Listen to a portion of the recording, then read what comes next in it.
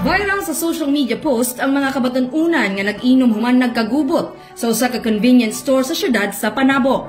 Base sa report sa Philippine National Police nga gipanguluhan ni Officer in Charge Panabo City Police Station, Police Lieutenant Colonel Dexter R. Cuevas, nga mga inilang kabatan-unan nagikan sa syudad sa Davao ug munisipalidad sa Carmen. Human sa gubot nga nahitabo, gidaladayon sa police station ang mga individual aron ipahamtang ang mga posibleng silot ngadto kanila.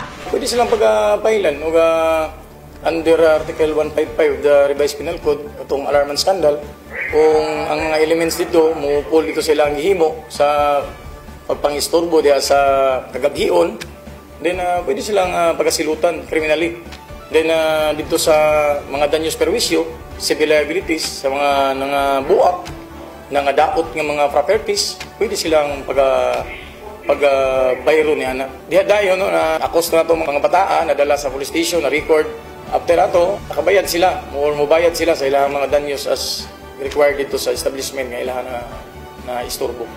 Sigon ni City Mayor Jose Ire Lampagos ngadto sa mga kapulisan nga dili nila kini itolerate ang mga individual nga magdalag kagubot sa syudad. Kauban sa kamera si Ken Yes, kini si Team Acevedo, gikan sa City Information Office Broadcast Services. Alang sa Frontline News Panabo, importante, informed.